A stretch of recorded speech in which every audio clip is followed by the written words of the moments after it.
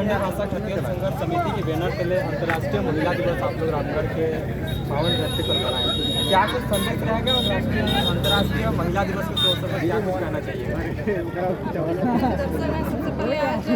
अंतर्राष्ट्रीय महिला दिवस के साथ साथ में देवों के देव महादेव का पूजा अर्चना भी है, तो इसलिए सबसे पहले सभी को शिवरात्रि की शिव पूजा की भी हार्दिक शुभकामनाएं और अंतर्राष्ट्रीय महिला दिवस की भी हार्दिक शुभकामनाएं।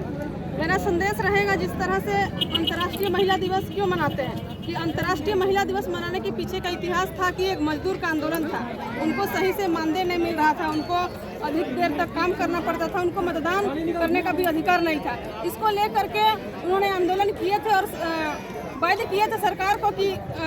उनकी मांगों को मनाने के लिए। उसके बाद 1908 के बाद से 1909 से ये चीज़ को हर साल एक सामाजिक संगठन के द्वारा इस बात को घोषणा किया गया कि 8 मार्च को प्रति वर्ष अंतर्राष्ट्रीय महिला दिवस मनाया जाए। तब से हमेशा हर साल महिलाओं के मान सम्मान के लिए उनको प्रोत्साहित करने के लिए हर साल अंतर्राष्ट्रीय महिला दिवस मनाया जाता है। अब मैं ये बात संदेश देना चाहती हूँ कि जितने भी महिला हैं और उन सभी को कि हमारे लिए जो अच्छे काम कर रहे हैं, सरकार को भी इनकी प्रोत्साहन करनी चाहिए कि आज की तिथि पे कि हर साल जो भी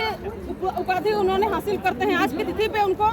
सम्मानित करना चाहिए। और एक बात जिसका हम लोग आज तक मतलब आंदोलन कर रहे हैं 60-40 को लेकर के, जो 40% बाहर के लोगों के लिए जो आरक्षण रखने का काम कर रहे हैं, 60 तो हमारे लिए, लेकिन बाहर के जो 40% बाहर के लोगों को देने का काम कर रहे हैं। मैं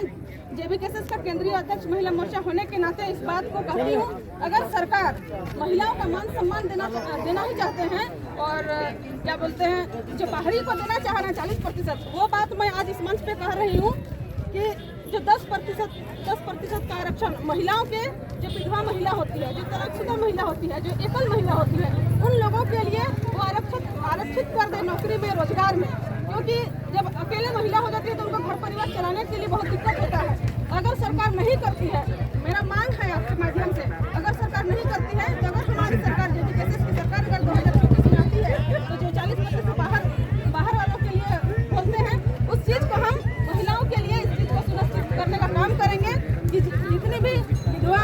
चाहे तो एकल महिला, तलाकशुदा महिला होंगे, उनको हम लोग आरक्षित रखेंगे कि वो लोग भी अपने स्वरोजगार की ओर आगे बढ़े, नौकरी में उनको एक सुनिश्चित जगह दिया जाए। जी, दमयंती जी, आप महिला मोर्चा केंद्रीय अध्यक्ष हैं, आपने बाकायदा सरकार के खिलाफ बहुत सारे बातों सुनी कि सरकार ने इस तरह का जो रणनीतियाँ सेट नहीं की है। क्या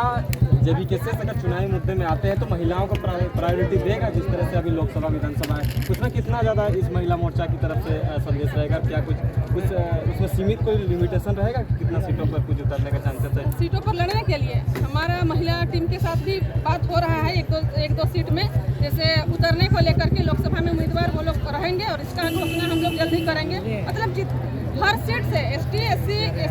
मतलब हर एक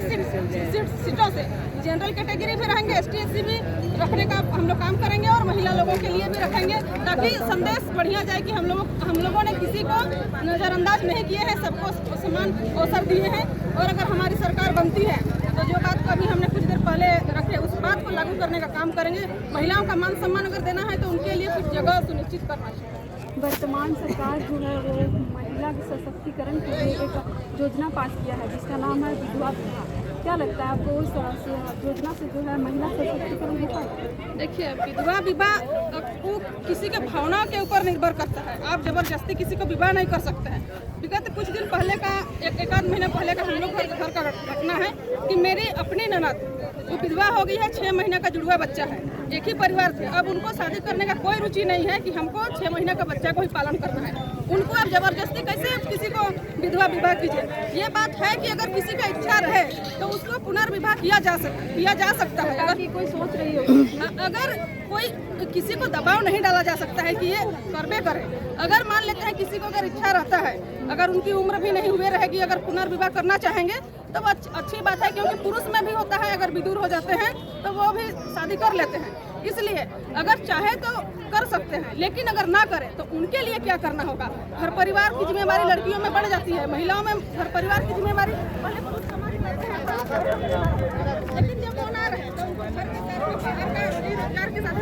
बच्चा पढ़ाना लिखाना बहुत प्रकार की आर्थिक समस्या से गुजरना पड़ता है। इनके लिए हमने जो कहा अभी कि हमारी सरकार बनती है तो हम विधवाओं के लिए, एकल महिलाओं के लिए, तलाकशुदा के लिए भी हम लोगों ने उनके लिए एक सही जगह उनको पहुंचाने का काम करेंगे।